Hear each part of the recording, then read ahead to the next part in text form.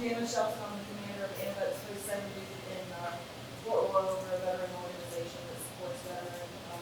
We support other organizations and veteran causes, homeless veterans. The list could go on and on and on, but that's what we do. That's just the tip of the iceberg of what y'all do. I can give you 2 pages, but we don't have time.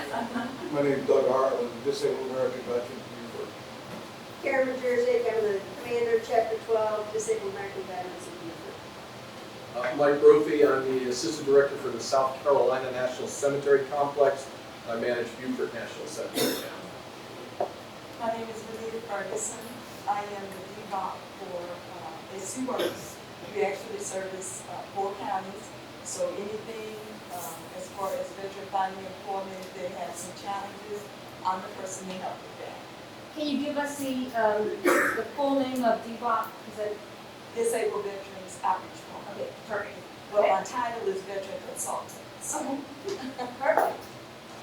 Captain Stump, I'm with, today with Marine Corps League, also members of the AMVETS, the BAB, and the VFW, and MOAA, so we kind of spread out around, we just do what we can. John Stump, I'm the commandant for the Low Footprints. Excuse me. And I'm going to try to support everybody. Bereaved families. Active overseas, field work overseas, and stuff pops that we try and manage. Hi, Chrissy Chasley, Jack. So most people have met both of us. I know a lot of familiar faces in here. But I'm the director of military and veteran programs with TCL. We also cover 4 counties, not just Beaufort County, but I do know a lot of your organizations and some really exciting plans coming up soon for us, and hopefully with you guys. So, yes.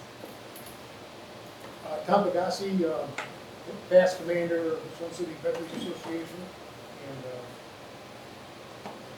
got about 1,000 members now. More coming all the time. From Ohio. Yeah, right. Long Island. I'm Mitch LeClaire. I'm the president of the Hillhead area chapter of the Military Officer Association of America. Mark Dorsey, commander for American Legion Post 207, located on Ladies Island. I don't know how long, but we're there right now. Tyrone Johnson, I'm the president of the Mountain Point Marine Chapter in Beaufort, member of the DAV, American Legion Post 207, Sons of Union Veterans of the Civil War, and maybe something else. Who knows? Soon to be Marine Corps League, right? Soon to be Marine Corps League. If I join anything else, the wife would kill me. John Anthony, I'm a local VSO here with Beaufort County Veterans Affairs. And I'm Laura Finelli. I'm president of the Beaufort chapter of the Association of the United States Army, AUSA, but I'm here in my capacity as communications manager for Beaufort County.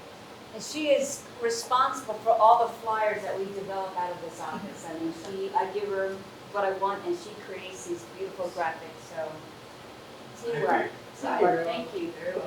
So if y'all remember last September we had our first meeting, and the whole purpose was for us to, casually get together. This is not a separate organization. We don't have bylaws or officers. It's just a gathering of folks that touch veterans, and their mission is to help veterans in so many different capacities. So the whole purpose, of us getting together quarterly is to share the things that you're doing in your organizations that's applicable to the group at large. For example, we're having an end-of-life planning seminar. We've had 4 at Sun City, and they really have taken off. So we're going to offer one here. And I want your organizations, your memberships, to be the first one to know about it and participate if they choose to. Before, and the word will spread, and it'll go out throughout the whole Beaufort County veteran population. But I want to touch you guys first with these programs. So, in fact, I'll start. I had another speaker, I don't know if he's going to be here. He's the executive director, founder of the Vantage Point Foundation, which is in Charleston. It's a nonprofit that you know about it. Yes, it's a fantastic. We're hosting them. Yes. We're hosting a class in Bluffton, actually. Okay, fantastic. So, I met with him a couple weeks ago. He wants to join this group, from Charleston. But they offer retreats for veterans, transitioning veterans, veterans that are suffering from, PTSD or TBIs. So it's just another, quill for us to tap into.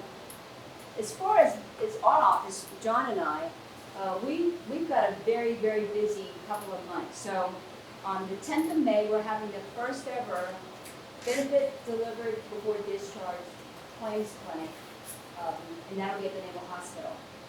What the BDD claims process is, if you're still on active duty between 91 and 180 days, you can get your claim submitted and the VA will actually expedite it. And there's a couple benefits to this. One, it gets out of the way, it gets finished. A lot of times, and I'm sure it happened to many of us in here, you separate from the military, you relocate, you try to get established, new job, new home, kids in school, and then you wake up one day and go, it's been 10 years and I haven't filed my claim. And we see them every day, folks that are in their 50s, 60s, 70s, filing their initial claim. And that's, all those benefits that they missed out on. So this also helps with the transitioning. It eases the burden of transition for the veteran. If they've got, health care, they've got maybe compensation, education benefits, VRE, they have all those things, then their transition to civilian life is a lot smoother. With a healthy veteran population, we have healthy communities at large, right? So there's so many benefits to having this BDD.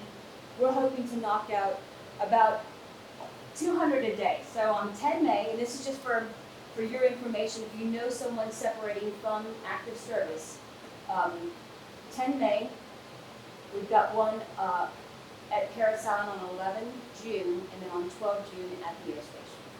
So we'll send flyers out, but these, this is a perfect opportunity. I've got a team coming from SCDVA in Columbia to augment us, so we'll have about 6 counselors, and we're just going to make it happen. So that's one of the big things. The other one is the thing that I mentioned is the end-of-life planning seminar. We have a handout, and if I could tell you a little story. So when I came home in 2013, after I was boarded, medically boarded, my father was diagnosed with Alzheimer's.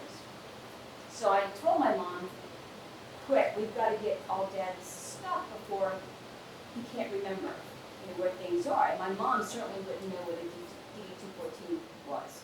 So we got all this stuff together in a binder, and I made one for myself. But it's got all of your marriage certificates, maybe divorce decrees, children's birth certificates. It's got your pre-need burial certificate, your awards letter from the VA, your DD-214, banking information, life insurance, all the things. And one benefit that I realized after we created them, if there's a hurricane, you just grab that binder, throw it in the car. You don't have to worry about things being destroyed if something were to happen here in Beaufort. So in this course, we discuss things like DIC, Dependent Indemnity Compensation, burial expenses from the VA, burial at the VA, and what the benefits that are associated with that in terms of headstones and medallions. But we also cover, things like what to do post-death, like a 181-day plan for spouses. What do you do with all the military memorabilia? Does he or she have wishes of what to do with it? So it's a really comprehensive guide, and it's something that we tweak every single time we give it. We change up a few things. So that's coming down on 22 May. It's going to be held at AMVETS. And again, thank you so much, Janice, for hosting us. And that's the other thing I want to say about this group since September. It is amazing how much partnering we've done. Okay, so TCL, she hosted the, for Black History Month, we had the Montfort Point Marines and the Tuskegee Airmen to give great presentations.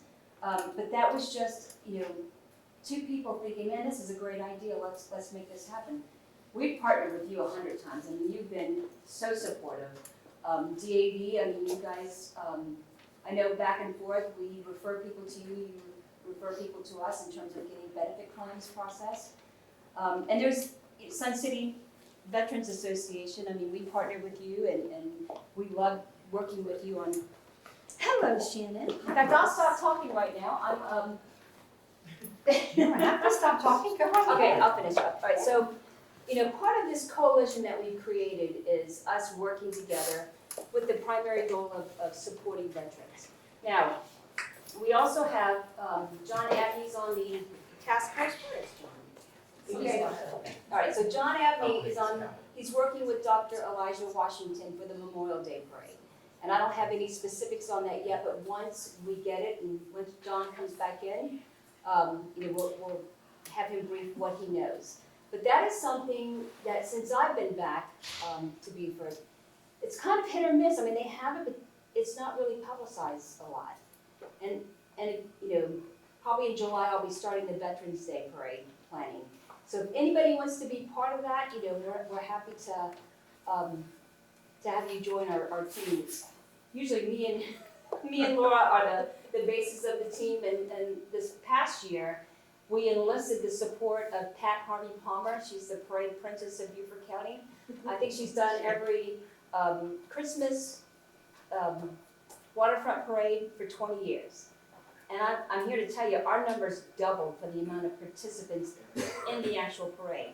So, you know, come join us. It's you know, it's a way that we can say thank you and celebrate our military folks here in Beaufort County. And then the last thing is, I will be attending a Wounded Warrior Initiative roundtable.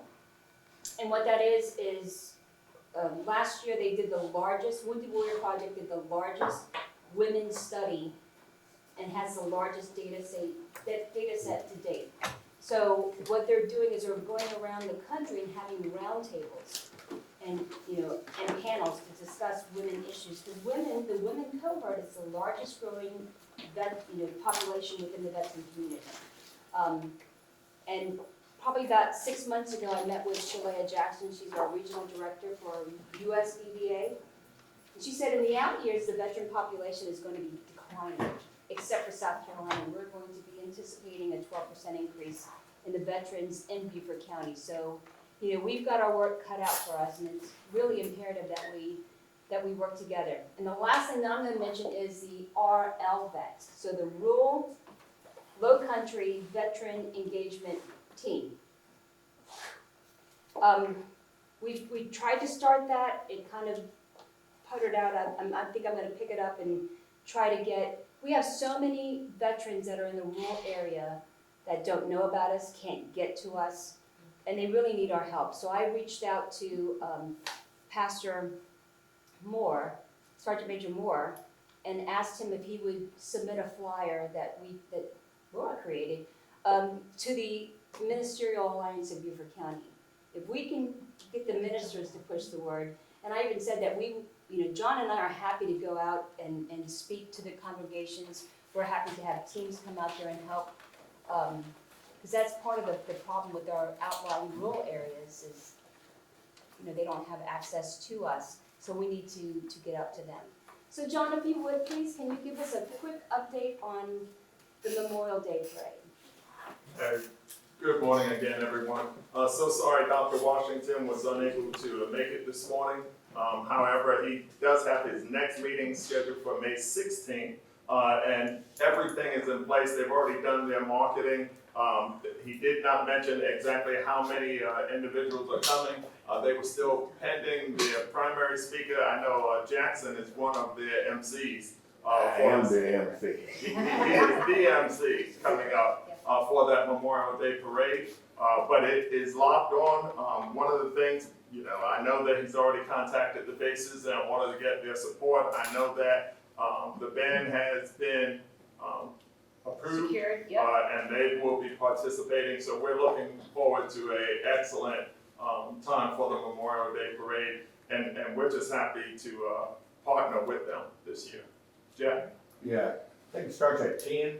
Starts at 10. And they've already started sending out the sheets you gotta fill out and send back. I know I got mine in the mail.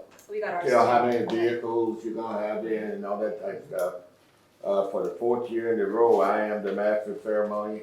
He just looks at me and says, "You're it, right?" Yes, sir. So, we are quite sure everybody will come out and participate because we need to honor those who made the ultimate sacrifice for this nation. I mean, that is really, really very important. And a lot of them are buried out in that cemetery, so we ask everybody to come out and help us honor those folks. This is the story of a boy who didn't talk for a long time. The boy liked things to always be the same. Any changes would scare and upset him. The unknown was an unfriendly place. The boy was very sensitive to lights and sounds. So he built secret hiding places where they couldn't get in. The boy didn't like looking people in the eye. He wasn't trying to be mean, it just made him feel uncomfortable. Sometimes he would flap his arms again and again. One day, I found out I have something called autism. My family got me help. Slowly, I found my voice and learned all the ways I could live with it better. Early intervention can make a lifetime of difference. Learn the signs at autismspeaks.org. Explore and unwind amidst the natural beauty and rich history of Beaufort County. Our passive parks provide over 13,000 acres of protected land and 15 nature-based passive recreation and environmental education opportunities open to the public. Navigate scenic hiking trails, explore historic forts, discover native birds and wildlife, picnic, kayak, and reconnect with nature in beautiful coastal South Carolina. For more information, visit BeaufortCountySC.gov.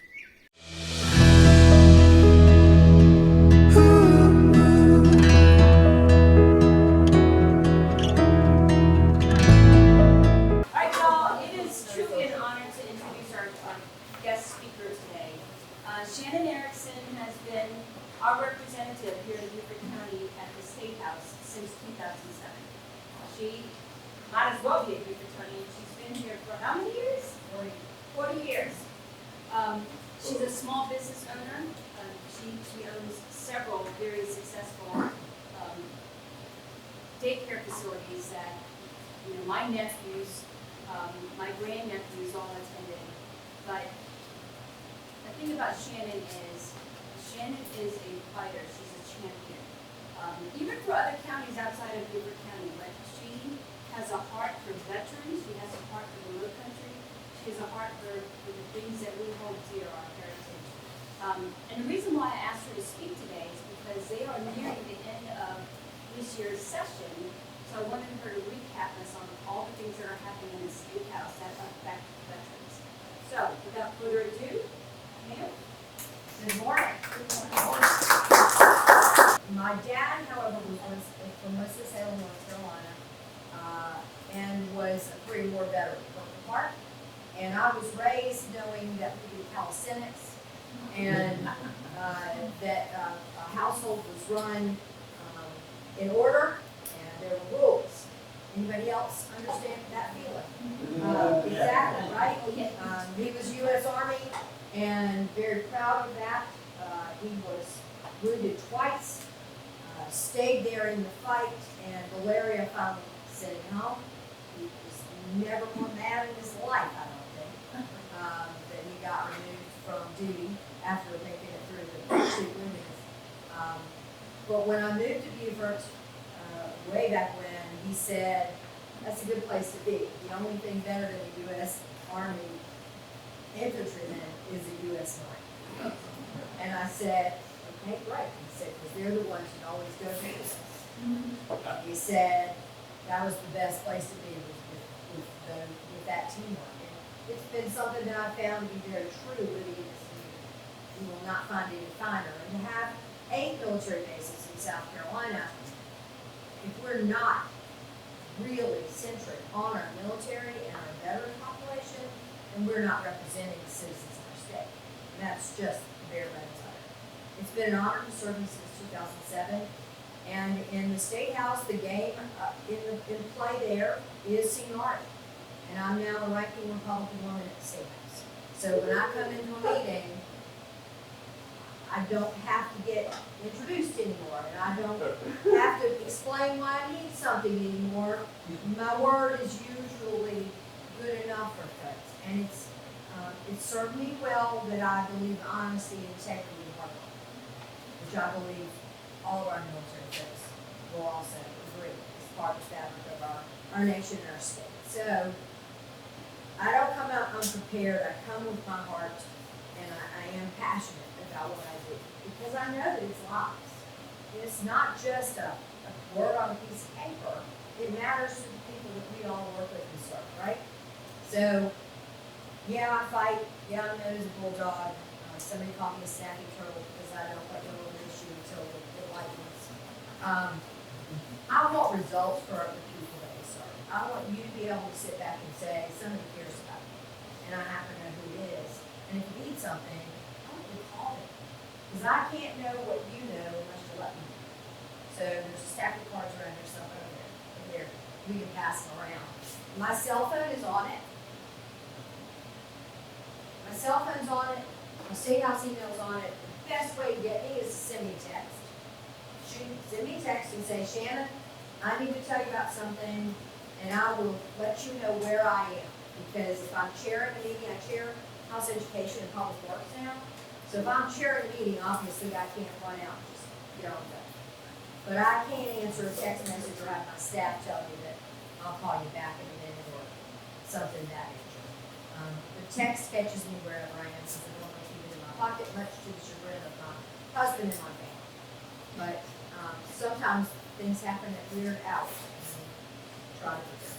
We've been working hard. We've got a whole list of stuff, and if you don't mind, there are 3 days left of session. I worked until 9:30 last night at the State House, which I apologize for being late this morning, but my last meeting with Superintendent of Education ran until 9:30, so I stayed the night in Columbia and drove up. Drove down. See, I didn't know which direction I'm going. Came home this morning and came straight here. So I apologize. I hit construction and a wreck. I'm not going to ever be mad about construction because I'm happy that they're working on the roads. And the wreck, looked like it was not a big deal. It was just a wreck, and so I don't have to do right there. So I'm glad my friend Caroline covered for me so I can get here. The first list of bills that I'll go down are ones that have been adopted, that have made it through the House and the Senate and the governor's desk. So the first is Act 40, which started as House Bill 3797. The only reason I tell you starts as House Bill is I want you to know that most of our veteran and military legislation starts in the House. We have a large number of former military in our body. Mr. Lonnie Hosey is pushing 90 and went through boot camp at Paris Island and is one of my best buddies up there. And if there's anything military going on, I rope him in immediately. He's one of our longest serving members and a dedicated House member in America. So I confer with him because of his longevity in the House, because of his passion for the military, but also he is the best sage advice. He'll tell me when to push hard and tell me which things are hook points, and he's always right. So he's a good person to have on the team. The first thing, though, it's titled Military Temporary Remote School Enrollment Act. What we found was families who are coming into the state of South Carolina were having trouble being given the ability to sign their children up for school. Because you have to come in and give documents and show your residence. Well, that's not so easy if you're not here yet, sometimes way far away, and a lot of our schools have waiting lists now, specifically our charter schools. So this allows those families to be put on lists and get their names and their children's names in the queue. And let's see, they must accept electronic school enrollment, for children and military personnel who are transferred to a military installation within the state of South Carolina while on active duty. A pupil would be considered a resident of the school district. Yes. Any ambiguity, that's all like veterans, we added this one. Any ambiguity in construing the provisions of this bill must be resolved in the favor of the enrolling pupil. In other words, school district has a problem where they think maybe you didn't share everything. Too bad, the child wins, which means our military family is being shown the deference, which is what we should do. So that's really important for our children in schools, because one of the things that we want to do is have parents happy and have their duty stations be places they want to be. And those children don't always go to an area that might have DOD schools, so we have to consider everything they might encounter. Act 58, we did the Senate one, this is Senate Bill 317, reduces the number of board members on the Board of Trustees of the Veterans Trust Fund of South Carolina from 19 to 11. It was too big. There's a lot of times when the board needs to make decisions, and you can't get a quorum when you're too large. So they lowered the number to 11. The governor, with advice and consent of the Senate, appoints the board. At least 6 of the 11 appointed members must be armed forces veterans. The Secretary of the Department of Veterans Affairs serves as executive director of the fund as an ex officio non-voting member of the board. The next was Act 116, House Bill 3116. This is the property tax piece.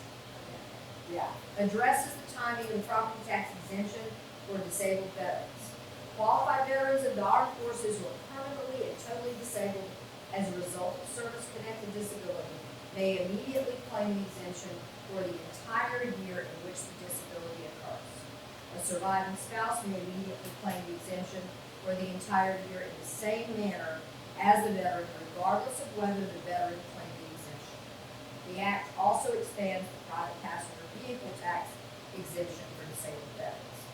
That was signed into law on March 11th, so just recently. That's a really nice thing to do for folks.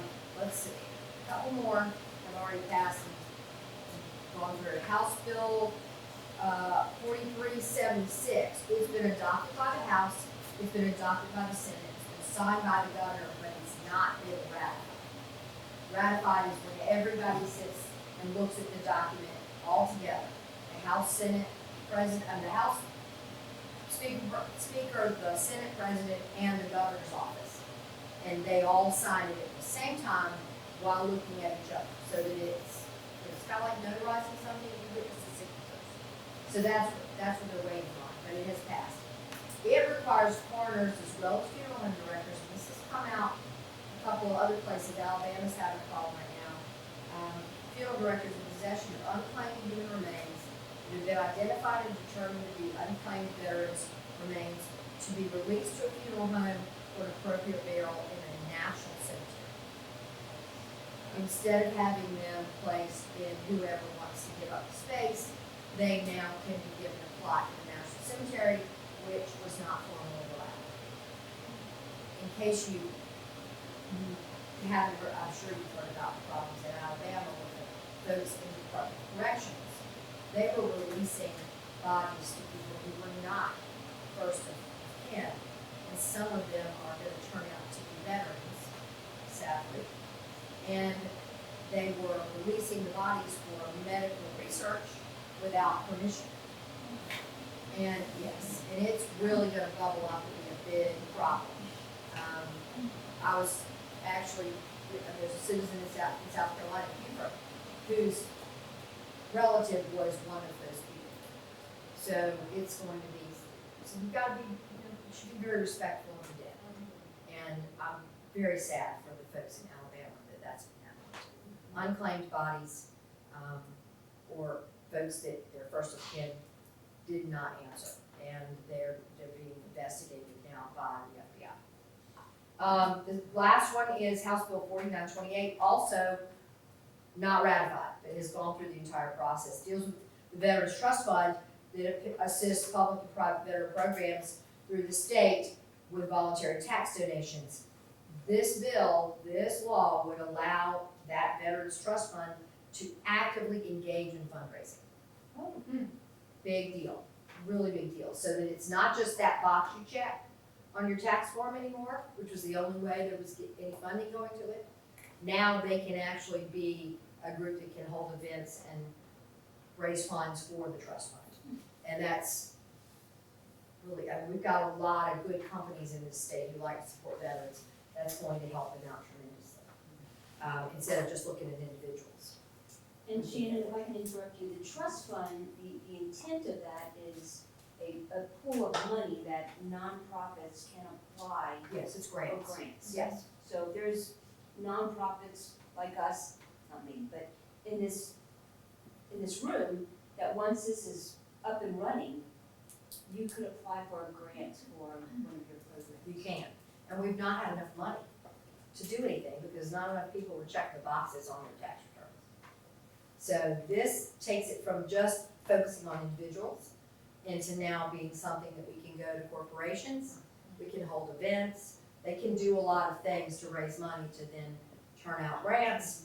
And a lot of people have a larger level of comfort knowing that there's a large organization that looks through what grants they're going for. But the idea was there was no money to give out grants, so we need to really work on that. The seed money that the state put in and started kind of went flat after the check boxes didn't materialize. So. And it was only $700,000. Yes, yes. We expected a little bit more push on the boxes, and it just, the economy, inflation, lots of things have been in our way. So giving them multiple ways to raise funds is a better use of their organization.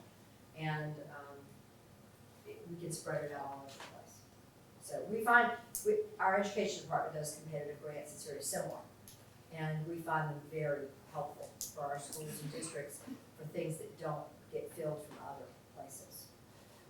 So bills that have been adopted by the House but are awaiting the Senate, 4642 is a comprehensive proposal to add Air, Army, and State National Guards, as well as state militias to various sections of military provisions, the South Carolina Code, the Uniform Code of Military Justice. In addition to adding soldiers' punishments meted out would no longer include military pay forfeitures, but would allow imprisonment up to 5 years. A colonel or general officer may assign their non-judicial punishment case authority to another officer, but no more than 2 grades lower in rank. Yep, through the Judiciary Committee. That would be Representative Weston Newton, who is Bluffton. It was adopted in the House on March 21st and went to the Senate. It is on the Senate calendar, which means they can work on it for the next 3 days. But that's all you got, is 3 days. You guys can't, the reason I worked till 9:30 last night, you can't imagine what we squeeze into 3 days. So sadly, it only hits this crescendo of hard work by the Senate every 4th year, because that's when they're up for election. And I'm just not gonna make any bones about it. We run every 2 years.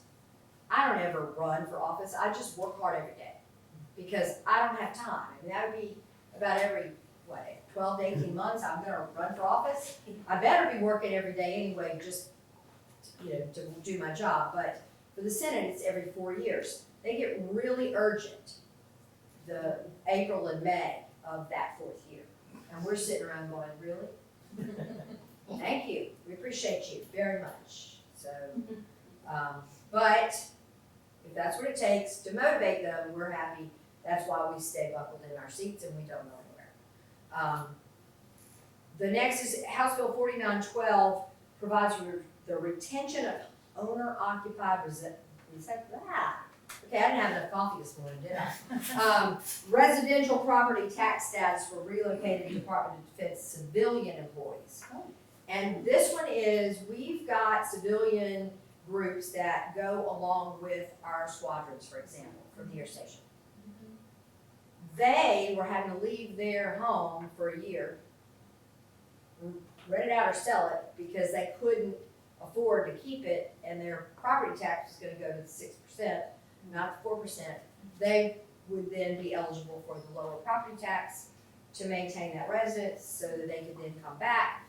And it only is for the DoD civilian permanent duty or temporary change of station. And there's a form that you need to fill out to be able to do that. But I think that will help folks with their home retention. It was adopted on March 21st and resides in Senate Finance. That's not a good thing because it's in the committee. And to get it out of the committee would mean someone would have to recall it to the floor. Possible, but not likely. But it did pass the House. So, for example, if I'm there next year, I can drop that bill, file it, and it should move quickly because we've all already agreed to it.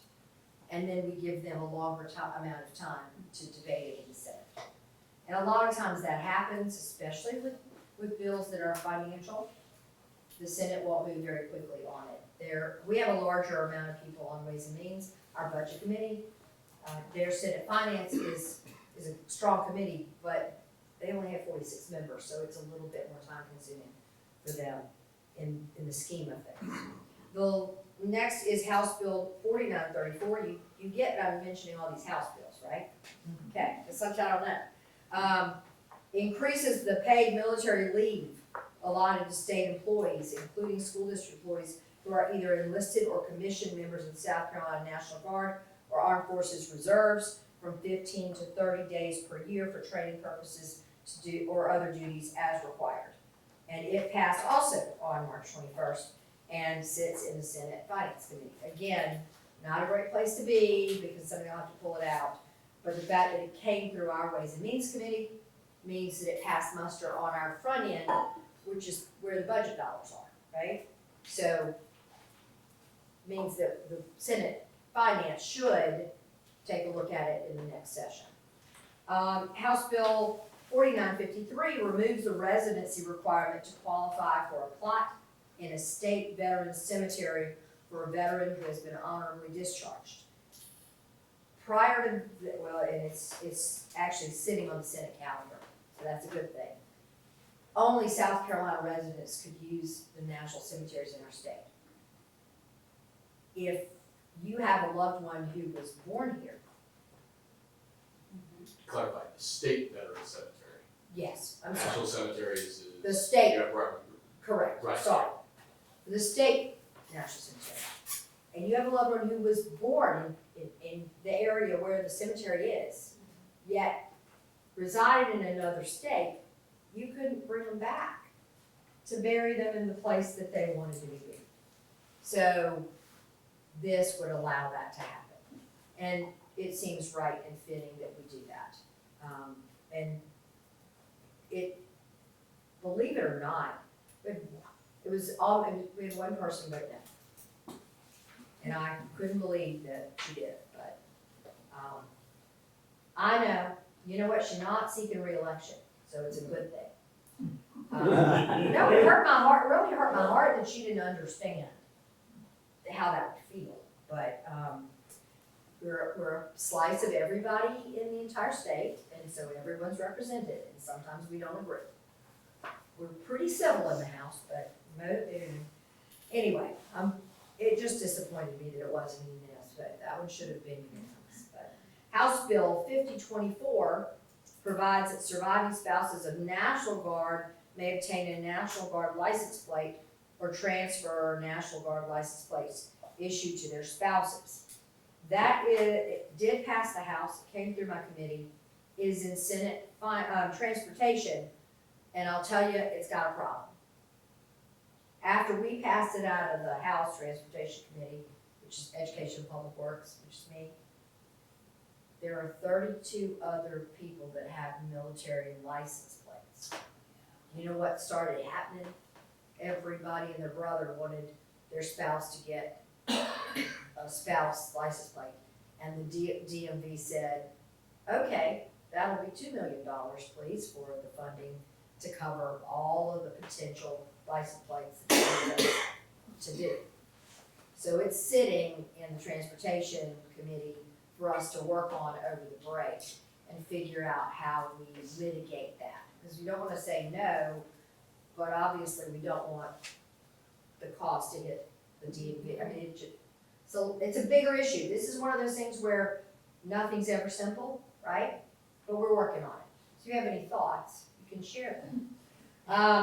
House Bill 5105 requires the State Board for Technical Colleges to adopt a policy for all 16 colleges that recognizes and awards credentials and college credit for courses and experiences completed in the military. Although several technical colleges already recognize military training, this bill would ensure that all 16 institutions do and make the policy permanent with guidelines. This is sitting in Senate Education, and it's one of my, I'm the education chair in the House side, Senator Hembry is the education chair in the Senate side, and this is one of my items that I've been begging for a while. It passed out of House Education on February 7th, and it's been sitting. Can I Yes. add something to that? I just want to say how huge this is. I'm on the committee with CHE for this. I'm one of the first pushes of JST evaluation, and more than just management of supervision, intro to computers, we're actually evaluating for credit. So let's say they're a logistics specialist. They get intro logistics, so they can be working on a degree in what they're doing or not what they're doing. As we know, as we serve, we do more than just infantry. We do more than just air traffic control. We do firefighting. We do all these different things. And this is so huge because with all 16 colleges being in the same place, let's say they're stationed here in Beaufort and they go up to Midlands. They have to take, because part of the SC Tech community, they have to take the credits I said as a school. This is credit. They get to take this with them. So if I look at their JST, based on the classes we offer, we give them 30 credits. They have half an associate's degree in what they're going for. And with the new college for university transfer, this makes such a difference for veterans going to school and coming back to school. We have a veteran coming back for refrigeration, and he is using a JST that I have never seen one this old. But it is a huge deal, and I just kind of want to throw that out to you guys, that this is a big deal for education and what we're trying to do. Aren't they allowing like medics and corpsmen to have some of their experience count for some of the nursing courses? So, depending on the program, so like now if they are a medic and a corpsman, we automatically let them skip basic anatomy and physiology, which is a prereq course. Now this is just our tech. Our tech. Okay, so TCL. this is the problem. Yeah. This is TCL. Look, we're spoiled, I'm just gonna tell you right now. Our technical college in the Low Country, you guys need to know how awesome they are. And that's part of the reason that I've been, you know who the sponsors are for this bill? The Speaker of the House and Shannon Harrison. All right? I mean, this is where this came from. This is coming from the program that lives right here. So please continue. Yes. Yes. So I'm going to use a corpsman because we have a lot of Marines in here, and you guys live and breathe by corpsmen. They're your people. They might as well be Marines. So for them, if they walk in and they are, let's just say E4 and below. Just an E4 and below. There's nothing wrong with that. Doc is awesome. But they still walk in with their anatomy and physiology, and a lot of times medical administration. So because they've done all the computer entry, they've done all this kind of stuff, they walk in, which leads them into any of our health sciences. So nursing, PTA, now, anything but nursing, so PTA, rad tech, surge tech, by the way, we have a lot of, surge tech is a big deal right now. And yes, and it is way undermanned. We are populating it with random veterans, by the way. I have some infantry going surge tech this fall, which is huge. But surge tech, medical assisting, those kind of things. Nursing is a little bit different because the state board requirements of certain classes, we can't always fill with experiential credit. However, when they do their clinicals, they get kind of cooler clinicals than maybe their peers because they already have the experience. So the clinical people, Beaufort Memorial, say, oh, I want them in my department. They're, oh, no, these guys, they're mine. And it is a mind game, like anyone that's an Ice Age, seriously, with veterans. They do fight for our people. And we even have our veteran work study and so the VA work study and our federal work study for these veterans that work around their nursing schedule, because it's a full-time program. So our veterans get priority in any of these work studies so that they can still make money, because let's be facing it, like full-time trying to work is impossible. So these military transfer credits, yes, they're working in and walking in with up to 30 credits depending on what they're going for.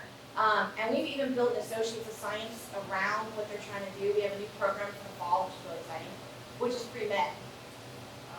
So, yes. The synergy is here, that's what you're hearing. And Yes. so when we met with our technical college presidents, and I want to say, Rich Goff at ours was a leading star. He told the story, the Search Tech program, and I've been there to tour it. I need to tell you right now, we have a 100% national board passage rate. It's a 17, 18-month program. That's a pretty fast turnaround and a great investment for yourself. And 100% of the people who finish that program are hired before they're finished. Yes, starting salary is $70,000. A little bit of experience, like you would have a corpsman or someone who's served in any other military medical capacity, is probably going to be pushing 100. That's a great job, and there are not enough of them anywhere. Nurses, we cannot fill them. I helped Beaufort Memorial with actually building a floor of their unused space of their admin building to put in another nursing teaching program, because TCL's is full, USCB's is full, and Beaufort, South Carolina, Beaufort County, Jasper, Hampton, we don't have enough nurses or medical folks to take care of the population that is here and the growth that we see coming. So it is vital that your federal, state, and local governments are working together. And let me tell you, I'm here to tell you that it's happening. We're very lucky in the House, because all of us in Beaufort County all have seniority. We're the most senior ranking delegation in the state right now. Bill Harkersman actually is the subcommittee chairman of Ways and Means, where they start the budget. He's lovely. Weston Newton is the chairman of the House Judiciary, the second highest committee in the House. I chair Education and Public Works. Mr. Bradley from Hilton Head, Weston's also Bluffton, I'm Beaufort. Mr. Bradley from Hilton Head chairs the Regulations and Oversight Administration Committee, and Mr. Bradley chairs the only state AI committee. We're the first and only right now. We have an AI committee, so he is also working on that. In the Senate, Senator Campson chairs Fish, Game, and Wildlife, and Senator Davis chairs Labor, Commerce, and Industry. Margie Bright Matthews serves on Department of Corrections and Probation and Parole Committee, and Mr. Rivers serves on Legislative Oversight and House Education, and Mr. Hager serves on Regulatory Oversight and House Education. You got people who are in the group. Mr. Harkersman is the ranking member of our delegation, followed by Mr. Cooper. So we have people in every room in every discussion. Really important to have that. And it's been, Greenville's had the people with seniority, and Charleston's had people with seniority. We haven't had seniority like this since Senator Whiteout. You want to go back, how many of you can go back that far in your minds? So just know that when we're able to be at the table, military presence is front and center. It also, a plus, is that the House Speaker, Merle Smith, lives in Sumter. He came to me one day and said, "Hey Shannon, y'all have problems at the air station with like land for encroachment and things like that?" I said, "Yeah, we do. We hear all the time." And he said, "Well, I think we need to make this military enhancement fund to work out how to complement what our locals are doing, because it's a state revenue producer as well. They bring in so much industry." And I said, "Speaker, I would love to work with you on that." That's the sort of thing that collaboration brings. And we now have that fund, and it has helped across the state with a basis on being able, it's a grant type situation again, so that folks bring to the table what they need from their base, and it's considered in the overall grant process. So there's a lot of support. Things that are proposed but are in the budget this year for veterans from the House side. I'm not familiar with what's in the Senate yet because we haven't gone through, we're actually taking it up next Wednesday, and that was part of what I was reading last night, and my staff will finish my summary probably Sunday. Veterans Homes, $75 million for the DHEC Restructuring Act, with the administration of the Veterans Homes switching from the Department of Mental Health to the Department of Veterans Affairs. The budget supports this change by addressing critical maintenance issues, expanding capacity and funding staff to manage the Veterans Homes. Military funds, over $10 million combined, is appropriated to the Military Enhancement Fund. Okay, that's what I was just talking about. And Veteran Trust Fund to enable the awarding of grants and support the military community. Camille Shelter at the M.J. Dolly Cooper State Veterans Cemetery. Continuation of the South Carolina Veterans Coalition after the MUSC grant expires. So we'll keep funding that. And support for the Military Child Education Coalition, which helps a very huge number of military children that come to our area and need assistance. There's a lot going on for veterans. What I share with you is the tip of the iceberg. The biggest thing I need from you is to let us know when you have a home, when you have a situation and you don't have a solution for it, or you see something that's not working the way it should, and it involves state government, because it's federal. I mean, Caroline knows I can pick up the phone and call me. It's amazing. Tim Scott's one of my personal best friends. And he listens better than anybody I know, and he will get somebody on it. Lindsay's staff help me every day. So it's that touch point that we have, right? We've got people in seniority on the federal level. We've got people in seniority on the state level, and we have people on the county level. Caroline and you guys who are doing what we need to do every day for the citizens right here, we just gotta make sure we all communicate. If we do that, then it makes our job easier for everybody. So you've got my personal cell phone number, and I'm happy to answer any questions that you might have. And if I can't answer them, I'm not gonna give you an answer that isn't good. I'm just gonna write it down and get it back to you later. Yes, sir. Yes, Tyrone Jackson. Yes, sir. We have a bill that passed the House that's in the Senate Transportation Committee, H-4806, to name a section of road on Ladies Island, Muffler Point, Marine Way, from Challenge Creek Bluff up to the St. Helena Bridge. You know about that. I do. Yeah, it's been sitting in the Transportation Committee since the end of January. I'm not sure how fast this stuff moves, but I've been checking it on my phone, and I've been getting the email updates on bills, and I haven't seen that one in any of those updates. Hold on, well, if I can get, I don't have any service. If you turn your Wi-Fi off, turn it back on, and log into Beaufort County Gifts. With that. We were hoping to get that done before our last living month. Marine passed away, but he passed about a month ago. But that still goes past the scratch where his house was.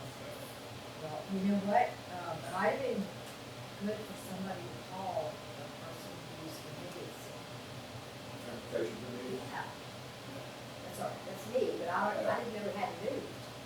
I only had, there were about 5,500 bills filed in the last 2 years.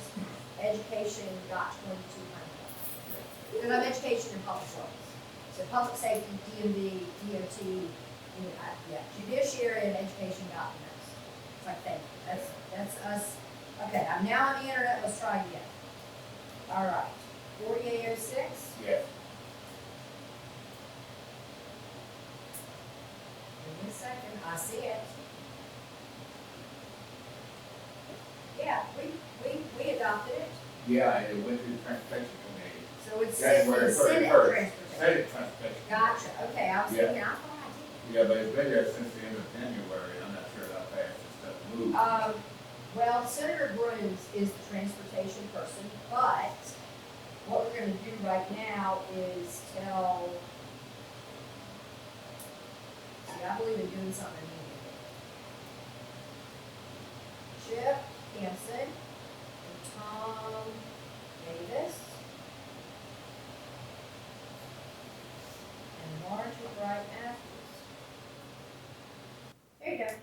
Okay, just while I got the phone, for everybody's knowledge, also, we just went to Paris Island, Yes. and they named a building after a Mountain Point Marine on Paris Island. I saw that. The physical conditioning platoon building, Yes.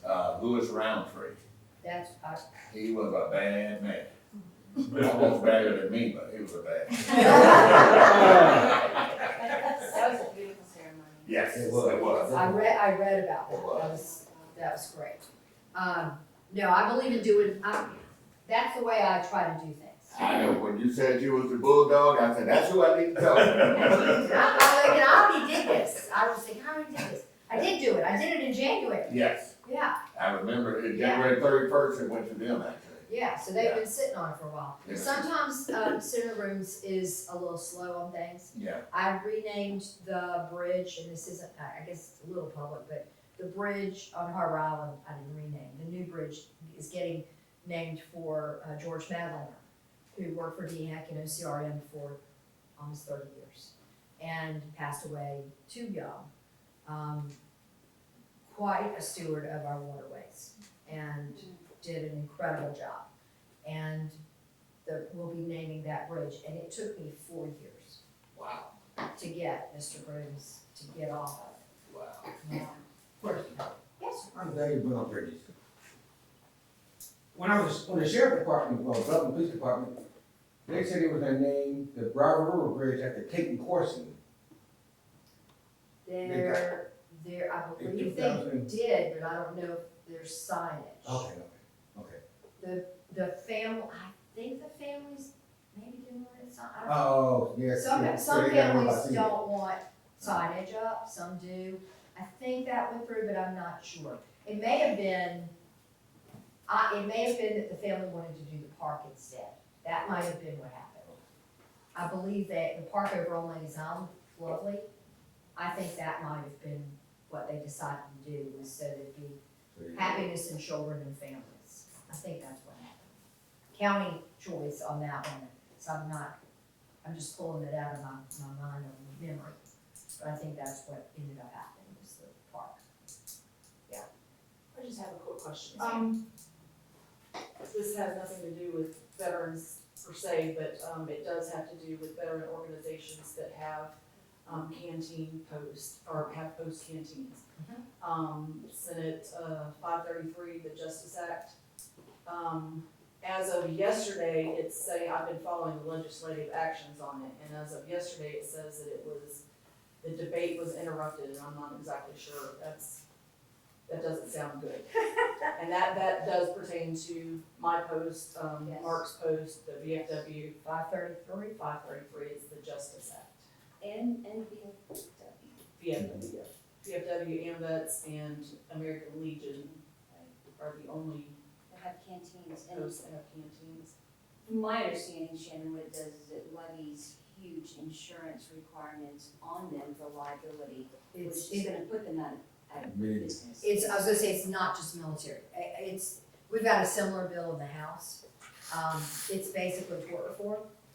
And they interrupted debate, and I believe the House, we passed one that gave variances on insurance coverages to cut cost. The House hit the same roadblock.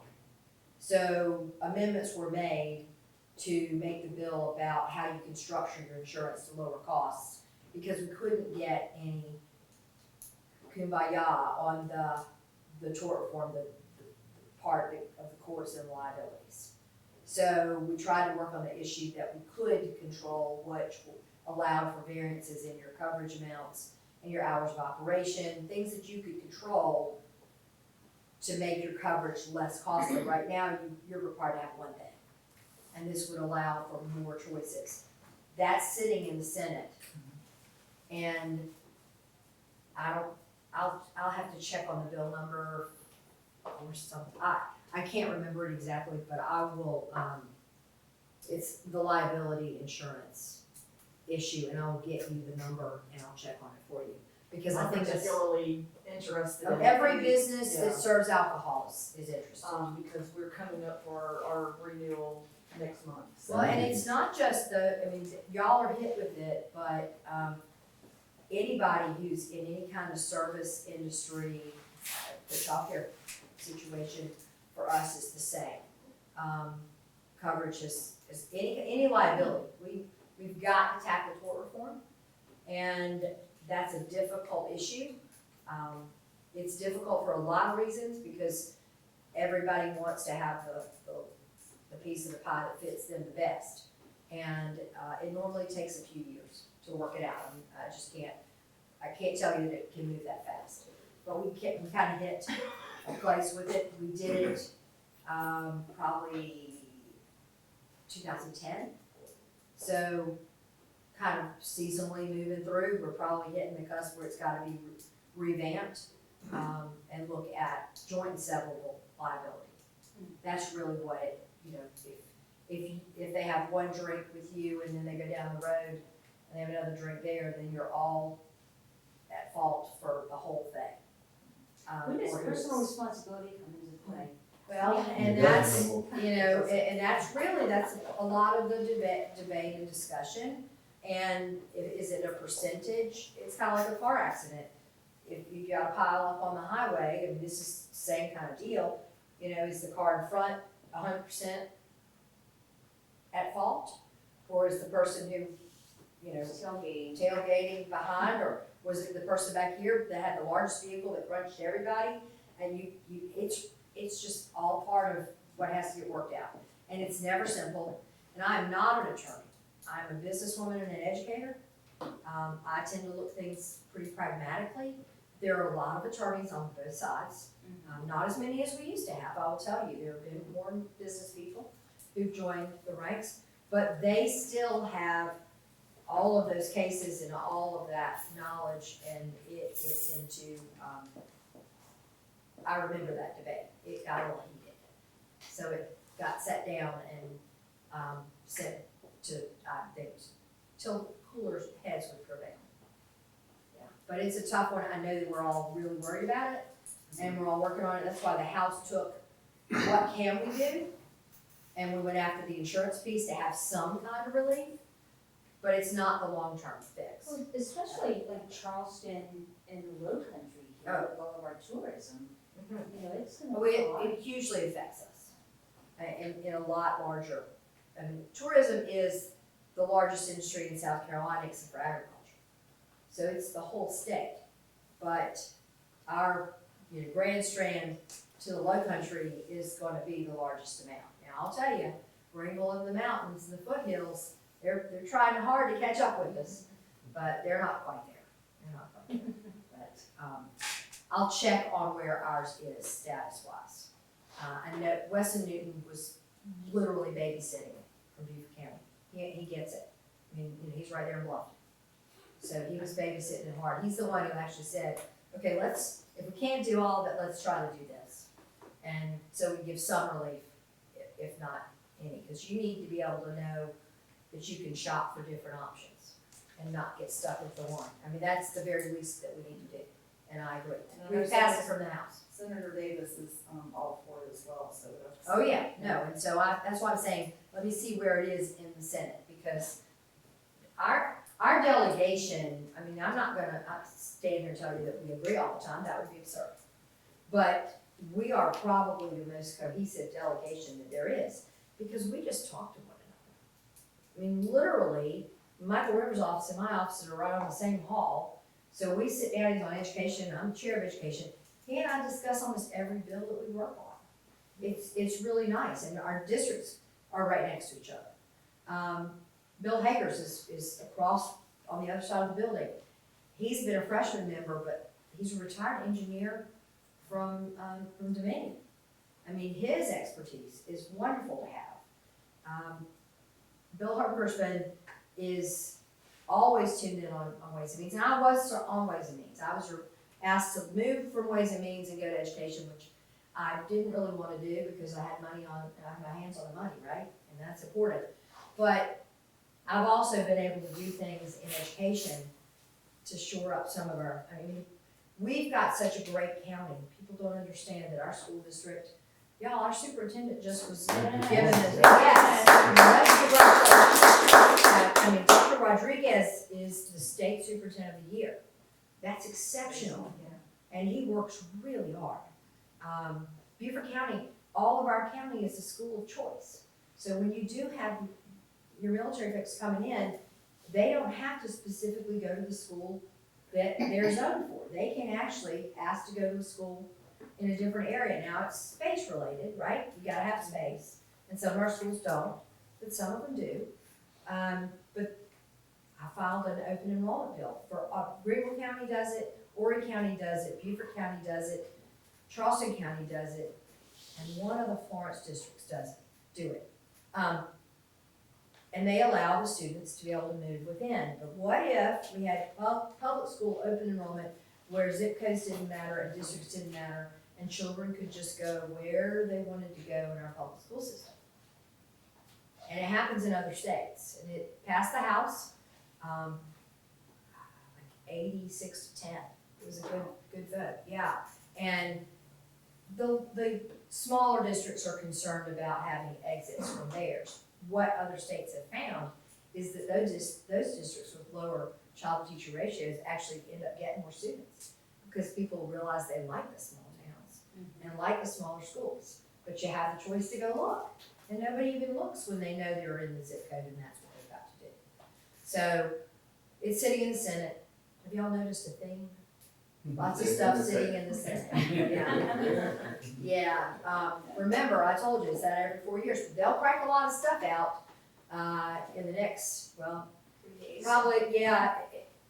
It'll be 3 days of us sitting and waiting on what they send back to us because we've sent most of our stuff over there to them already. In fact, the House passed a lot of its agenda last year. So, any other questions? Does the state delegation have any input or, input as it relates to VA, Veterans Hospital, Ralph H. Johnson? Being a federal, I don't know how that works. Not a ton. Bill Herkersman is our healthcare budget chairman for Ways and Means, as well as being the vice chair, and he works on the healthcare side of it. There are occasionally things that are partnerships with the VA hospital being right next to MUSC. Right. They share programs and they share equipment, and so there are things that they do in partnership that we provide funding for to bridge, and then the feds put their funding in, so we have programs. But typically not a ton of them. We're really interested in what's going on. Senator Davis had passed the Compassionate Care Act out of the Senate. And it came over to the House, and the chairlady of the Medical, Municipal, and Military Committee, Celeste Davis, held 2 hearings on it, and they were very insightful, and they were really good. But the day of the second hearing, the announcement from the federal government on perhaps changing the classification of marijuana as a drug from a class 1 to class 3 came out, which totally changes the game for everybody for medicinal purposes. So that's going to be something that we're working with the federal government on, and Mr. Herkersman is actually in discussions with them on that. So my question is, the next part of that is, from your chair, where do you see the growth getting from Beaufort County? We hear from Charleston that the growth is in Charleston, some of them, and then Savannah. And I don't want that road to go around, it pass us by. Now, I know we're supposed to get a new clinic, but I certainly don't want the clinic to be let up. I'm putting the clinic in because we talk about. Bluffton has more building permits right now than any other area of the state, which is scary. Bluffton.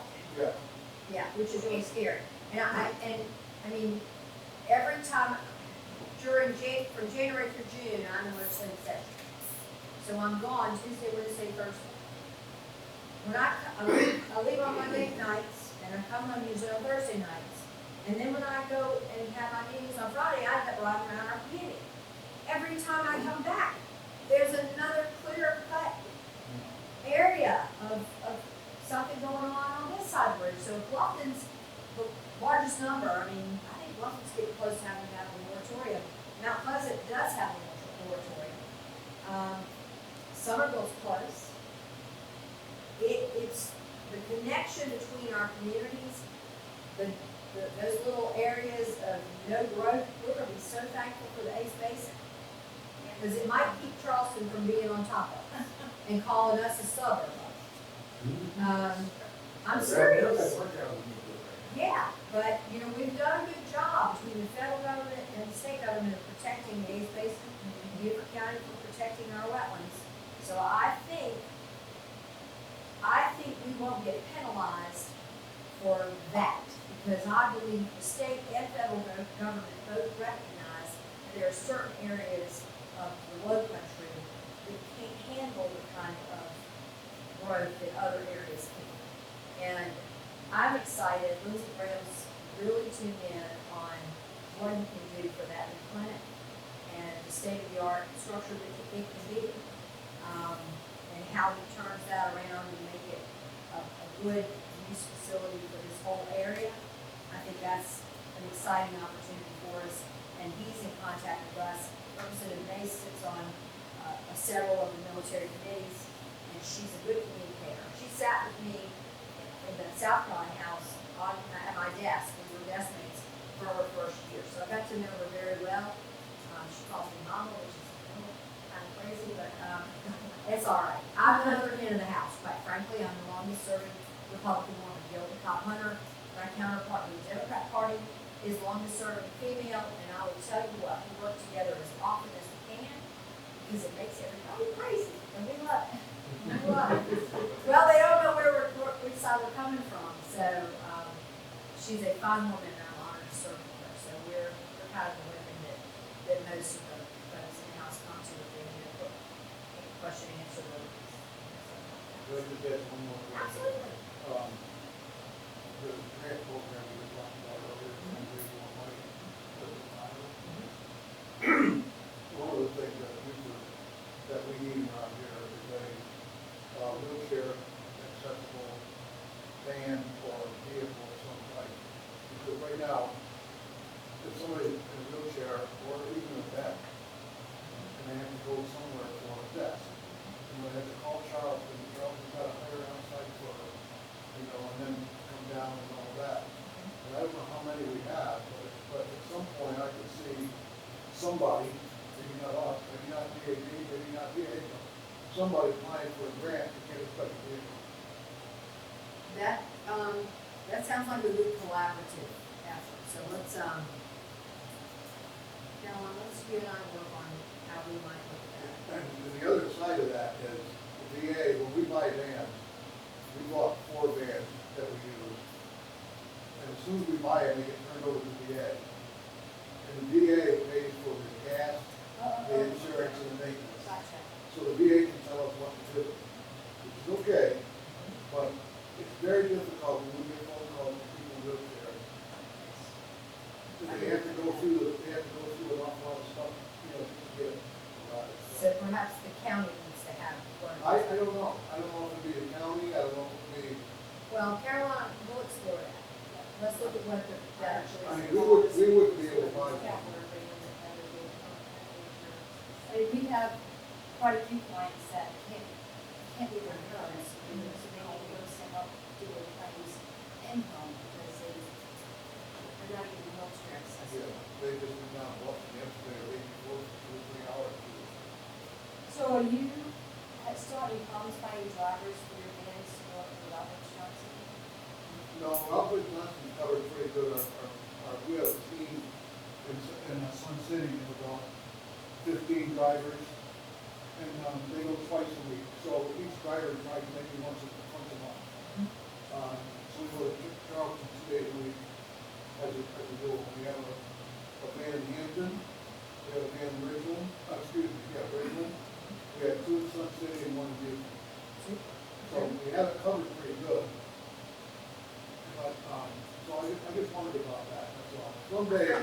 see someday that we're gonna have to probably. have, someday it might be good to have, if that's feasible.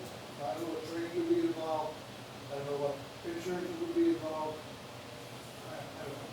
Well, I think that we can work on pieces. Well, the trust fund might be a good, Might be a good place place to find that money. I don't know if you're aware that Jones Baptist and money, Yes, The DAD national would sometime would come up with half the cost of the vehicle, and then we come up with the other half. So if you get a vehicle from Ford or whatever it is, $36,000, it would cost half. Now, I don't even know if they work with, accessible vehicles. I'm not pushing on the but thank you very much. no, I appreciate that. That's exactly the kind of problems we need to solve. If that's the boots on the ground issue, then we need to figure out who's gotta be looking at how to make that happen. Because having people shut in their homes is just a whole, I mean, when you have your loss of independence, that's just so mentally draining that it can also affect your physical well-being. All of the above, all of the above. Are there any other questions? No? Well, mostly thank you for what you do. I really appreciate it. It takes a village, and I say that when I'm talking about little people, but I'm also very aware that it involves the whole lifespan, right? From birth to death, it takes a village. You can't get through life alone. That's why we have platoons and teams and people who are working together to make things happen. And that's really when we're effective. And I am chronically collaborative. I will show up anywhere you need me to show up. I will be there. I will try not to be coming from Columbia and driving me a little crazier than I should have. But no, I mean, I got your back. You have my cell phone number. Send me a text. You can ask me anything. There are no silly questions. If I don't know, I will find out, or I will get you the person who can tell you. Because that's the biggest part of my job is constituent service and connecting dots for people to know who to go when government's not working for them. And get you answers that you need to make sure that our folks are being served. So God bless you. Thank you. And if I can ever be of service to you personally as well, I am here. I don't worry about whether you're in my district or not. If you live in South Carolina, I'm happy to serve you and happy to answer or help with anything you've got going or your family. That's the job. 60% of the job is constituent service. And 30% is stopping bad legislation. And 10% is passing new legislation. Because I think we can all agree we have enough laws. So I appreciate your time today, and I applaud you, and I appreciate what you do for our veterans.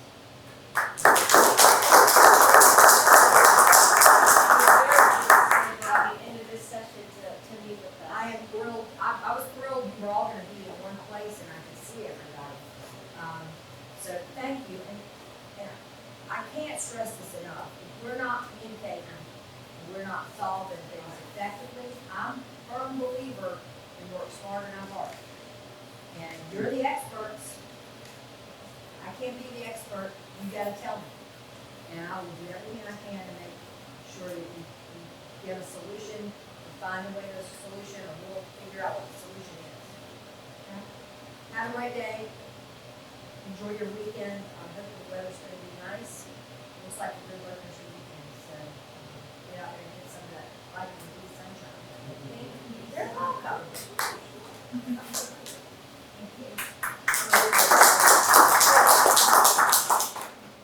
Okay, does everyone want to go around the room and let us know what your organization's working on? We covered our office, so anyone want to go next? Tyrone?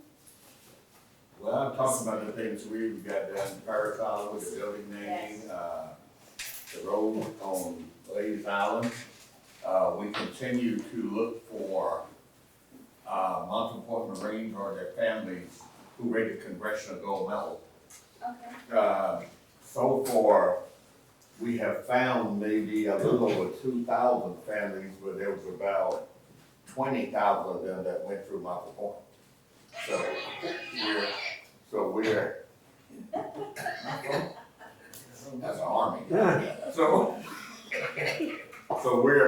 constantly looking, for those families. The Montford Point Marine Association was an association. It's been recognized now by the Veterans Administration as an organization. Nice. So that has come, Yeah, really. come full circle. So I'm not sure what all that entails, but, you know, I know we go out and help veterans, and we already got John Abney working with you, who's my financial guy also. So are you going to be set up to do claims as a VSO? I'm pretty sure, because they was trying to get all the chapters to have somebody Oh, that's fantastic. who do claims, and we've always pointed at John Abney, and we got, before he came here. I know, he was with. Yeah, and we got another guy, Frank Moses, who's affiliated with some organizations Okay. as far as helping people with claims, so yes, that is Good. part of it. Yeah, everybody wants John Abney. Oh yeah, that's my main man, we used to play basketball against each other back when we was young, that's why I got 2 knee replacements. Well, thank you for that. Yeah.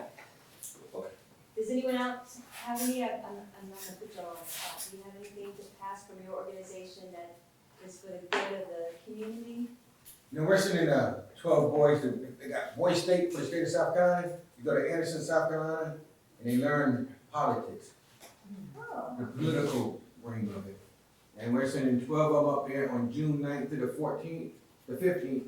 And they'll graduate when the opening ceremony is on the 9th of June.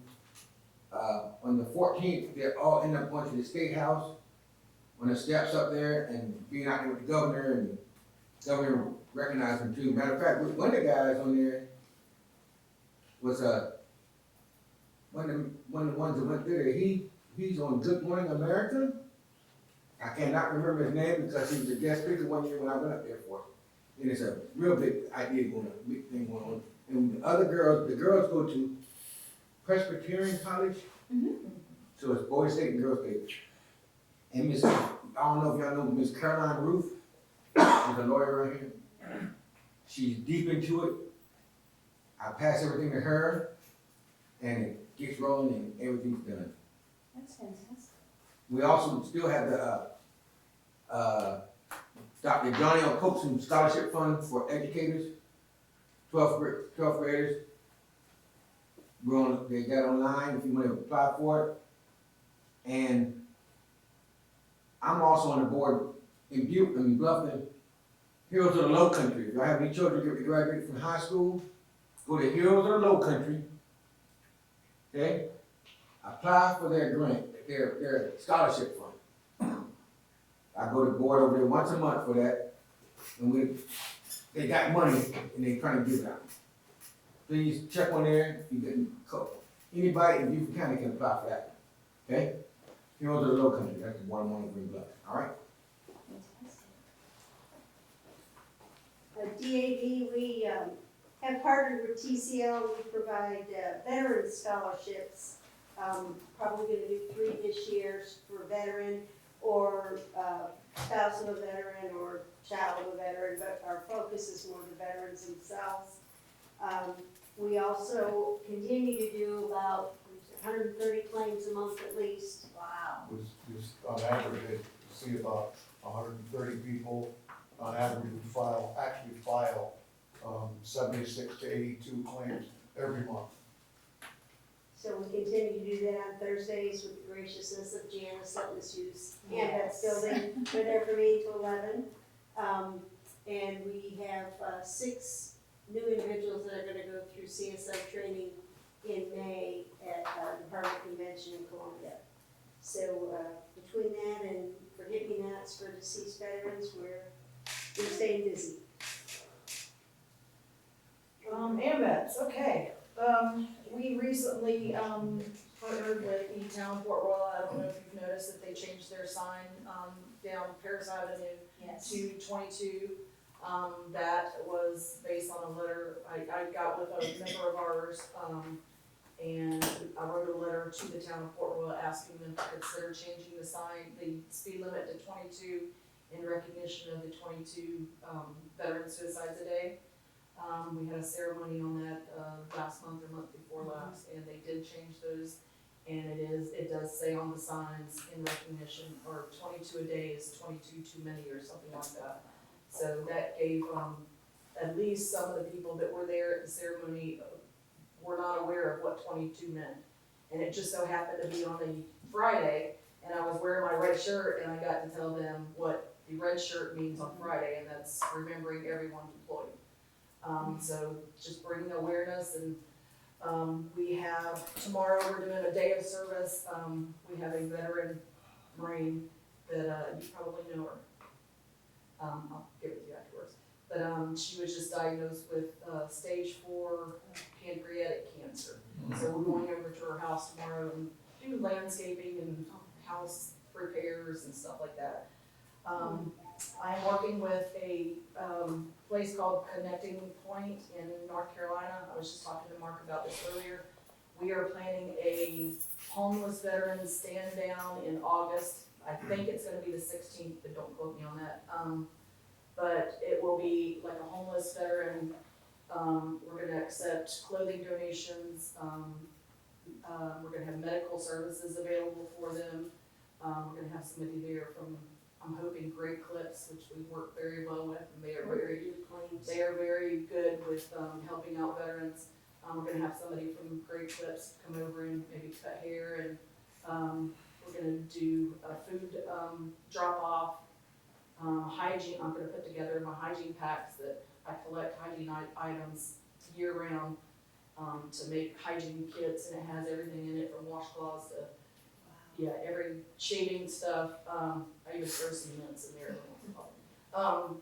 So we've got that planned for August. As soon as those details are finalized, I'll send those out to the veteran organizations, because that would be a great collaboration for all the organizations to come in and work with homeless vets. Janice, where is that gonna be held? That's gonna be at Ambets. At Emmett? Okay, so, Christian's not here today. He's got appointments, in Savannah, but he's the HUD badge person. So you want, I'll connect the two of you, because this is, and then you with the claims, and you all doing claims, and that's something that we could probably. And they would like for somebody, the service officer to be there to maybe assist with, claim service and stuff. Yeah, because I've been dealing with him too, he's been contacting me as well, Yeah, so I can't Lavelle. think of his name. Lavelle Henderson. What day is this? We're planning on the 16th Of August? of August. And as of right now, we're helping out Beaufort Charities with the golf tournament at the end of this month. Marine Corps League, I'm sure they'll speak about their golf tournament. We're helping them out, cooking with the DAV, and we're just, always willing to work with all the organizations. It doesn't matter. There's no competition. We're all in it for the same reason. Right. So There's plenty of veterans to go around. there is. There is. And I'm sure he's gonna speak on what we've got going on next Friday. Yes. Okay, all right. I was gonna bring that up because I just got that email, so. I got handouts. Yeah. Okay, cemetery. First, I hope you all are following us on Facebook, even though for the last month that hasn't been worthwhile, because Mr. Zuckerberg took us offline for about 29 days. What you do to get in jail? If I could speak to anyone at Facebook, that we would figure that out, but it took a while, but the algorithm. The cemetery got put in Facebook jail, that's too funny. Yeah, the algorithm said, okay. So actually, there were 5 national cemetery sites that got taken down, so anyway, I think we're all back up, so. Okay. And so we'll get back into the game. I've got some handouts, so I don't talk too long. Next Friday at 11 o'clock, we have a unclaimed veteran service for 2 veterans. We're gonna be putting out on Facebook, that information was already in the city newsletter. So the public is invited to come help us to honor these 2 veterans who don't have family members that to claim them, and give them the appropriate, send off that they earned through their service. And again, I got a handout on that. if you want the information about that, including the names, ranks, and branches of service for who we're honoring. I also have a handout that matches what was in the newsletter on our Memorial Day weekend plan. That includes flags in. We are making a change this year. We will always listen for groups that want to come in and kind of do their own little flags in volunteering, but the primary public flags in event this year will be Friday evening, going into the Memorial Day weekend. Normally we've done it on Saturday. Last year we paid a serious price for that. It poured rain on Saturday. And so my little band of merry men and women had to put in about 20,000 flags ourselves because there was no backup. So, because pouring rain, we got very few volunteers. Now you got folks to call the next time. So what we want to do is we want to have it on Friday night, and then that gives us an option of making a weather call and pushing it back, a day. Because it's done raining Friday nights, but it rains on Saturday. Exactly.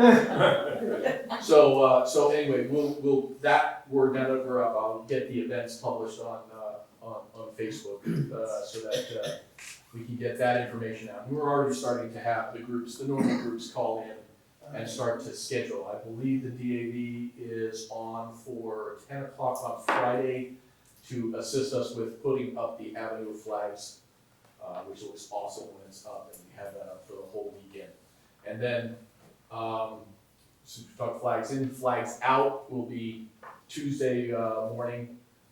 We'd love to be able to leave 24,000 flags up in the cemetery, but unfortunately the grass refuses to stop growing. So I have to get the flags back down so that we can mow the grass and keep it looking great. So it's easier. The best part is that when the schools help, if you having trouble finding a smile, watch a bunch of little kids go and collect flags out of the cemetery, because and then you wish you could bottle that energy, because it's amazing. It's a lot of fun. So and we'll be doing flags out on Tuesday, Wednesday. So if any groups want to participate in that, please give a call and we'll happily schedule something for your group, even if we have to kind of rope off a section and say, don't clean that up, we got a group coming. The Avenue flags are coming down Tuesday, though, right? Yes.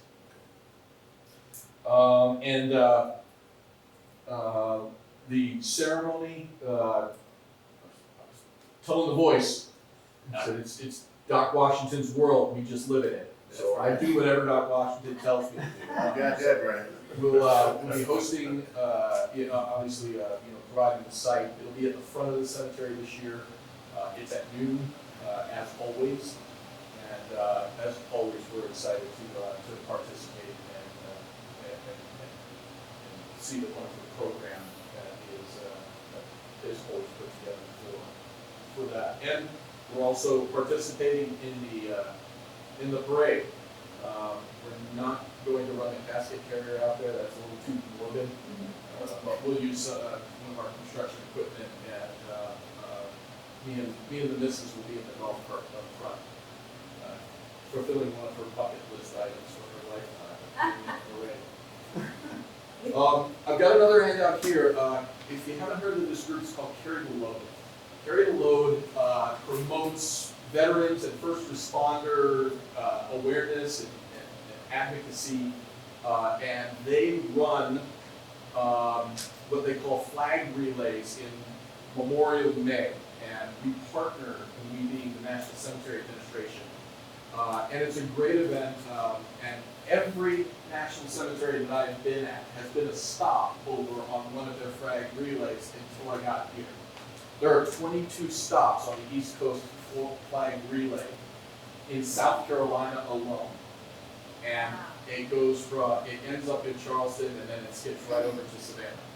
So I've got handouts with their Facebook page and that sort of thing for you all to, what I'm asking is that you just watch what they're doing this month. And I've already gotten permission from my leadership to start advocating with Carry the Load. Right now they're not going to listen to me, it's Memorial May, they're busy. But come June, start advocating for Beaufort to be added to the East Coast Relay. And I think with, that MCAS, the National Cemetery, Paris Island, as a potential route for March, I think that would be outstanding. And I've already talked with Pug about it. He's excited to advocate for it. So we'll be making some noise about that, and your support would be greatly appreciated. A couple little updates in terms of veteran safety, and veteran suicide. We have free gun locks in the lobby of the administration building, and you don't even have to interact with the staff. They're out front. If anyone needs one, they can come in and they can take one. I've got piles of them, so we'll always have them in the front if someone wants one, and to come in and get one for their weapon. And that's one of the things is giving someone the opportunity to put an extra step between them and being able to access their firearm in the heat of the moment if they're depressed or that sort of thing. And sometimes we can difference between life and death. So this is one of the things that the VA does and promotes. So those are if someone wants to come in and talk to us about it, we're happy to. But if they just want to come in and not talk to anybody and get a free gun lock, they're more than welcome. I've got about 100 in my office. Yep. Anybody needs any gun locks. Expansion project. It is still looming. It is going to contracting right now. We are doing what we believe is our final expansion project. The gross area in the northeast corner that is all dirt and weeds and should be fenced off if I didn't have an expansion project coming. That is right now scheduled to kick off in mid-July, which means we're looking at September-ish. So we'll see how that's working out. But we're going to add about 10 years of life to the cemetery in terms of in-ground burials and adding probably about 20 to 30 years of life for columbarium. So we're going to get a new columbarium plaza put in. It's going to keep us going until 2050 about for available columbarium space. We're going to run out of in-ground space probably around 2035. So, and in that case, they're looking at what do we do next. And at this point, unfortunately, the requirements are that I have to be coy. But the VA is committed to ensuring that every veteran has burial options within 75 miles of their residence.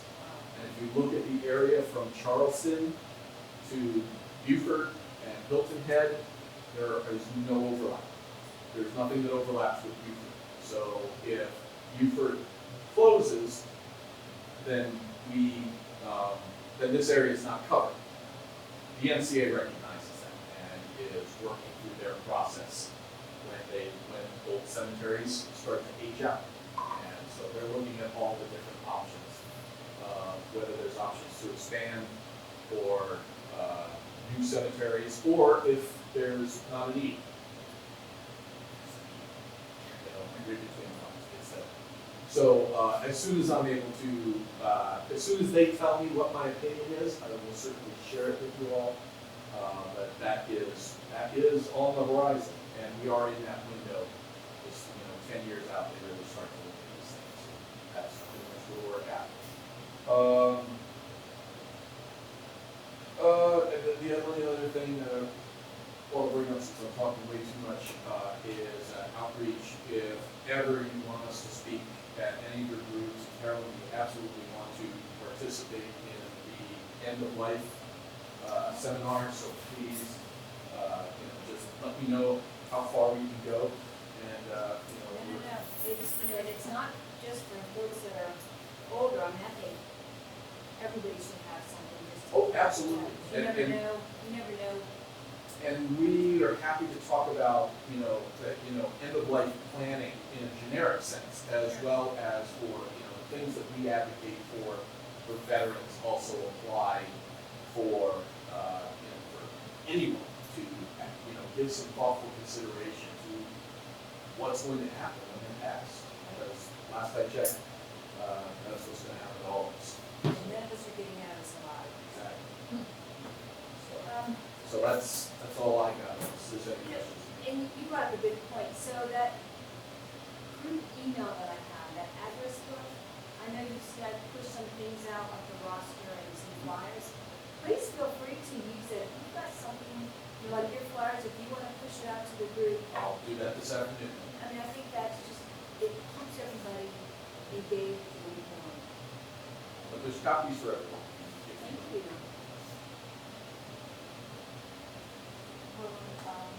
With SC Works, there is not a lot of, we don't have any job fairs available. At this time, I think we're scheduling for July and August, here in Beaufort County. We just try to really get out information out, collaborate with everybody as to what services we offer.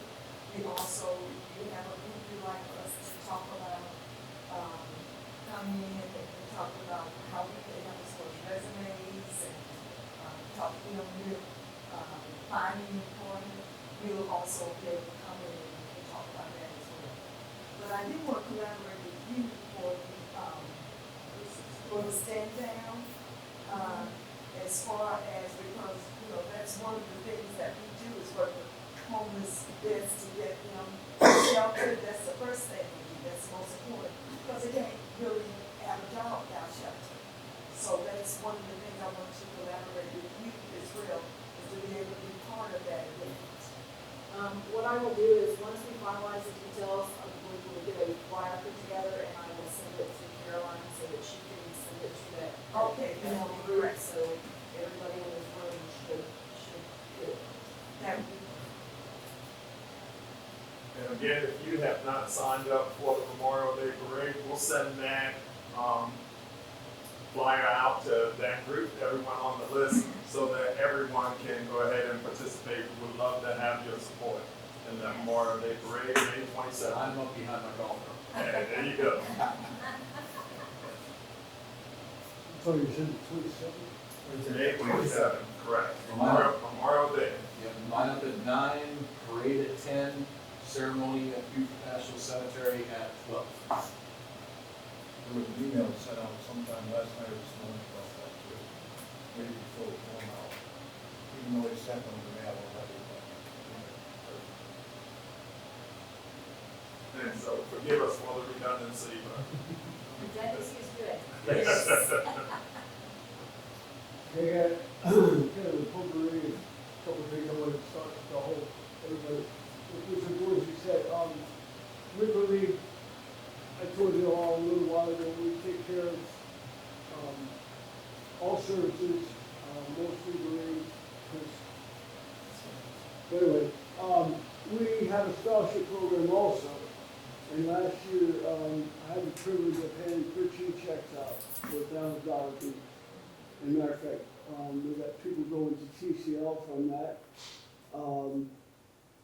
The guidance counselors at the school are supposed to have them. We handed them to them when they don't get to the kids, and I don't know why. And I got parents calling or texting me saying, hey, y'all did this last year. My son is eligible this year. Can you give me information? That's how they get it. And so we're doing a bad job of getting that information to the student in itself. But we started probably around March, rather, sometime in March, getting the documents out to people, and then they had to be back. So we've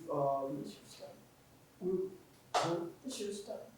yeah, I think it's either going to be 12 or 13 again this year. So very glad that program is blossoming for our military members. The only thing it takes to get a scholarship is somebody in your family you're somehow related to somebody that was a veteran. So it could be Army or whatever. Where's the money coming from? It comes from our golf tournament. Janice mentioned it. She's and Vets and DAV have been kind enough over the years to feed everybody out there.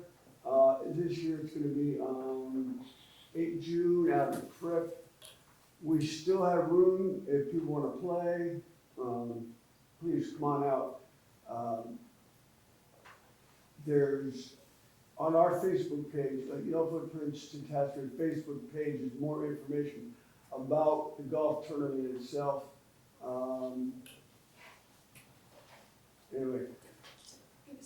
Rob, we also look for sponsors for holes and for anybody who just wants to give some money to it, or sponsor a hole, or sponsor a scholarship. So that's all on that Facebook, it's on the Facebook application thing that's filled out, and you can see there's lots of opportunities to help us, even if you don't play golf. But we still need some foursomes as well. But it's at the Ocean Course out at Fripp Island at 09 on that morning.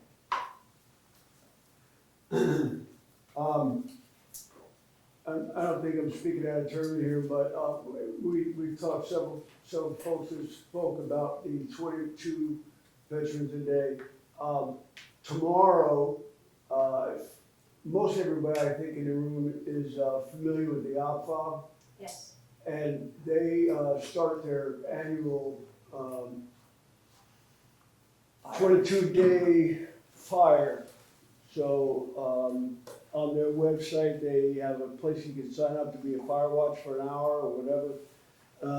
So we'll have a fire burning out there from tomorrow at 11, and then 24/7 for 22 days.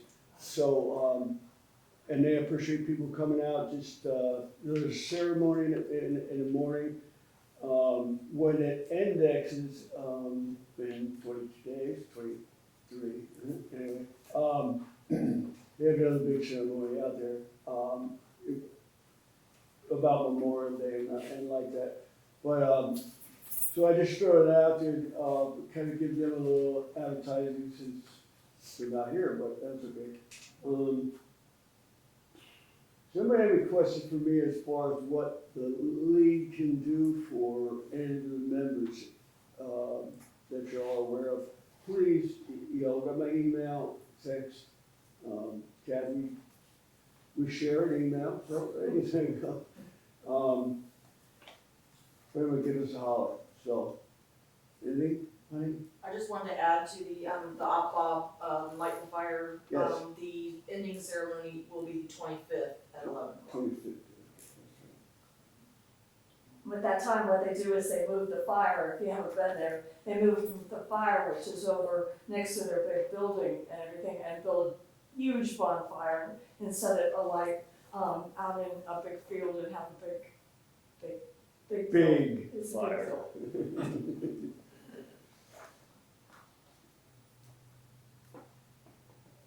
So yeah. Thank you. Sun City Vets, we're also on short beeline for our Memorial Day ceremony. We don't do a march, we do a program. Inside, we moved it inside because of some heat problems we've experienced in the past with the participants and the audience. So it's now air-conditioned comfort inside Magnolia Hall. And then, so we're doing that. We're also in a period of transition. Our current commander, who's been in the job about 3 weeks, took over from the past commander, Dave Davis, who he and his wife have relocated out of Sun City to be closer to their kids and grands and that kind of stuff. And so that was kind of unexpected, but certainly very understandable. So we're getting our new commander, Dale Dietz, is coming on board. He was also, he's just recycling himself, because he was also the commander prior to my term as commander. So I was his vice commander for a couple of years while he was commander. He stepped down, I stood up, and I passed it to Dave.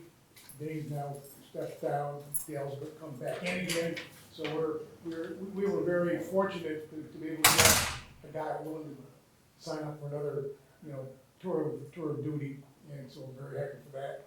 And since he pretty much knows the business, it should be a pretty easy transition. We don't, we also have finished our own fundraising campaign for our annual charitable donations. Some groups in here do get money from us, and we're very happy to do that.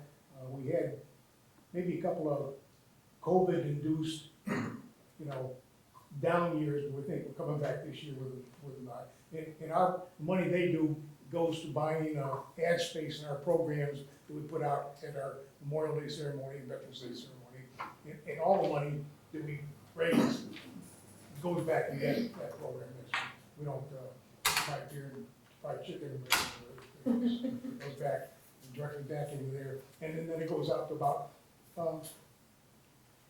varies 15 or so agencies from around here, everything from JROTC programs to OPFOB, Marine Corps, community services, just as some examples. Thank you. Sir? Again, Mitch LeClaire from the Hilton Head chapter of MOA. We also are participants with OPFOB. Craig Ostergaard sits on our board of directors and does a wonderful job with that organization. We are also members of the Military Veterans Coalition of Hilton Head, which consists of the Navy League, 2 American Legion posts, and then our chapter, responsible on an annual basis for Memorial Day ceremonies and Veterans Day. We kind of rotate through who's going to be responsible. And that's at the Veterans Memorial in Hilton Head. We also sponsor 4 junior ROTC programs in Bluffton, Hilton Head, and Ridgeland. On the 10th, next week, I'll be presenting a $750 scholarship to one of the Army cadets at Bluffton High School. We also have a $1,000 stipend that we're giving to the GRTC program there, which is newly organized, to help them cover some of the activities that aren't normally covered through their regular contributions. We do have a good association with the Sun City Veterans Association. And Tom and I are both members of the Veterans Association and for MOA. And so we've got a good association going there.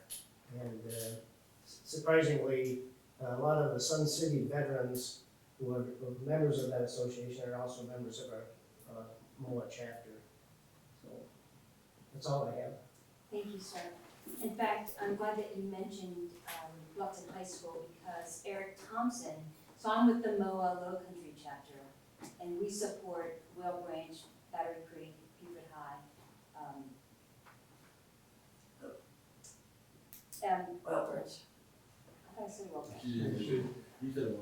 Okay, so we were alerted that there's a new junior ROTC program in Bluffton, so we were going to discuss that at our next board meeting, but if you guys are coming down on that, then we'll let you know. Yeah, because we provide scholarships to the junior ROTC commander, or the leadership designates who the awardee is, so it's their criteria. That's on the 22nd of May, right? You know, watch that money for 55? Yes. The certificate's done. Well, if that's it from everyone. Oh, yes, ma'am. I failed to mention the rural initiative that has been started with SC Works Outreach. It's like a whole new department.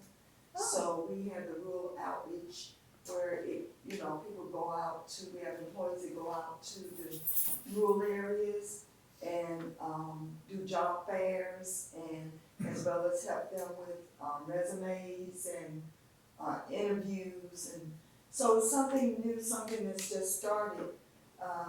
But now we're reaching out to the rural community, especially for people that actually can't come into SC Works. It's a long ride from Barnville to Beaufort. So that's why we reach out, even though I have to go out there because it's part of my job. So, being able to reach out to the rural community to give them what they may need to obtain employment. That's fantastic. All right, everyone, there's more donuts. Take one before you. And thank you again for coming out. Good pet food, and right? joining us. Thank you. Thank you.